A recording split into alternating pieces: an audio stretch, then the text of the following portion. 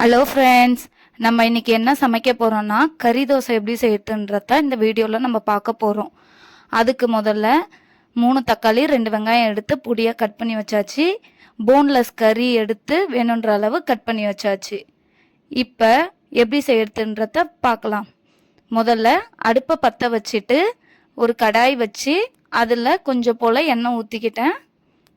அதில் 2 லவங்கம், பட்டை, கல்பாசி இதை எண்ணெய் சூடானோடனே போட்டுக்க வேண்டியதுதான். போட்டுட்டு இது கூட பொடியாக நறுக்கி வச்ச ஆனியனையும் போட்டுற வேண்டியதுதான். இப்போ நல்லா வெங்காயம் வதங்க வேண்டியதுதான். இங்கே பாருங்கள், வெங்காயம் வதங்கிருச்சு. இதில் 1 ஸ்பூன் இஞ்சி பூண்டு பேஸ்ட்டு போட்டு பச்சை வாசனை போகிற அளவுக்கு வதக்க வேண்டியதுதான். நல்லா வதக்கியாச்சு.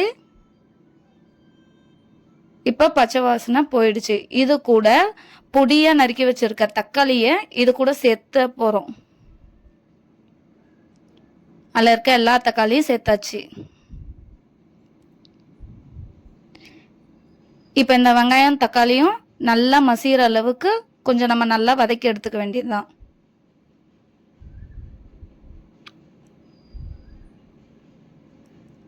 இப்போ பாருங்கள், நல்லா வதங்கிருச்சு. இதில் கட் பண்ணி வச்சுருக்க கறியை எந்த அளவுக்கு பொடியாக கட் பண்ண முடியுமோ அந்த அளவுக்கு கட் பண்ணிக்கோங்க. கட் பண்ணி இப்போ சேர்த்தாச்சு. இப்போ அந்த வெங்காயம் தக்காளி கூட இந்த கறியும் சேர்த்து நல்லா மிக்ஸ் பண்ணிக்க வேண்டியது தான்.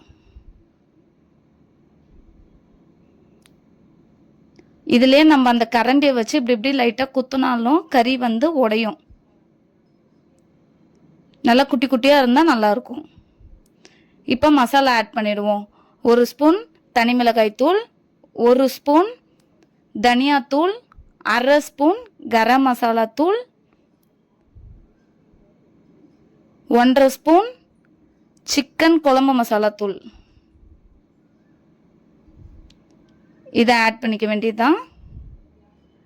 இது கூட கொஞ்சம் 1/4 ஸ்பூன் போல் மஞ்சள் தூளையும் சேர்த்துக்க வேண்டியதுதான். தேவையான அளவு உப்பையும் ஆட் பண்ணிக்க வேண்டியதுதான். நான் கல் உப்பு சேர்த்துக்கிறேன், நீங்கள் தூள் உப்பு கூட சேர்த்துக்கலாம். இப்போ எல்லாத்தையும் ஒட்டுக்கா மிக்ஸ் பண்ணிக்க வேண்டியதுதான்.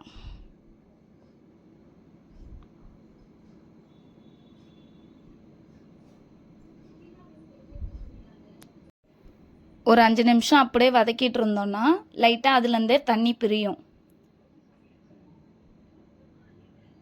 இப்போ பாருங்கள், லைட்டாக தண்ணி விட ஆரம்பிக்குது.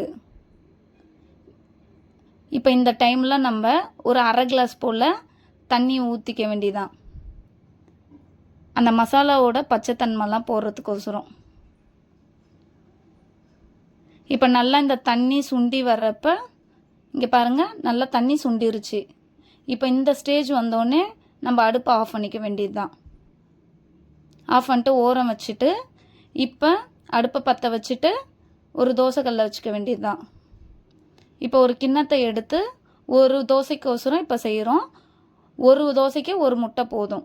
இந்த ஒரு முட்டையை உடச்சி ஊற்றிட்டு அதை நல்லா அடிச்சுக்க வேண்டியது தான். உப்பு போட தேவையில்லை, ஏன்னா ஆல்ரெடி மாவுலேயும் அந்த சிக்கன் செஞ்சு வச்சுருக்கோம்ல அதுலேயும் உப்பு இருக்குது. இப்போ இதெல்லாம் தேவையான அளவு அந்த கறியை எடுத்து போட்டுக்க வேண்டியது தான். போட்டு இப்போ எல்லாத்தையும் ஒன்றா மிக்ஸ் பண்ணிக்க வேண்டியது தான். நல்லா மிக்ஸ் பண்ணிக்கோங்க. முட்டையும் கறியும் ஒன்றா மிக்ஸ் ஆகிடணும். இப்போ கல் காஞ்சிருச்சு. இப்போ அதில் தோசை ஊற்ற ஸ்டார்ட் பண்ணிவிடுவோம். ஒரு கரண்டி மாவு எடுத்தாச்சு. அதை நல்லா ரவுண்ட் ஷேப் வர மாதிரி நல்லா சுட்டுக்க வேண்டியதுதான்.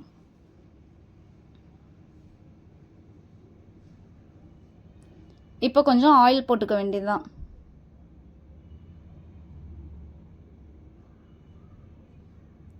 இப்போ அதில் இப்போ நம்ம கலந்து வச்சுருக்க அந்த கறியையும் ஆட் பண்ணிக்க வேண்டியதான். அந்த முட்டையும் கறியும் கலந்து வச்சுருந்தோம்ல அதை வந்து எல்லா இடத்துலையும் ஸ்ப்ரெட் ஆகிற அளவு நம்ம எல்லாத்துலேயும் பரவி விட்டுக்க வேண்டியதுதான்.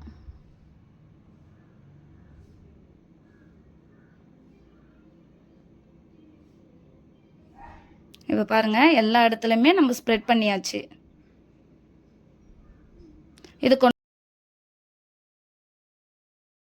இப்போ தோசை நல்லா வெந்துடுச்சு. இப்போ நம்ம திருப்பி போட்டுருவோம். பார்த்து திருப்பணும், இல்லைன்னா உடஞ்சிரும். பாருங்க தோசை நல்லா திருப்பி போட்டாச்சு. இப்போ நல்லா கரண்டி வச்சு இப்படி அழுத்தினோன்னா அடியில் இருக்க முட்டை கொஞ்சம் நல்லா வேகும். இப்போ அவ்வளோதான், தோசை ரெடி. இப்போ பிளேட்டில் மாற்றிக்க வேண்டியதான். இங்கே பாருங்கள், நல்ல டேஸ்டான கறி தோசை ரெடி ஆயிடுச்சு. இதை கண்டிப்பாக செஞ்சு சாப்பிட்டு பாருங்கள், நல்ல டேஸ்டியாக இருக்கும். பாய்.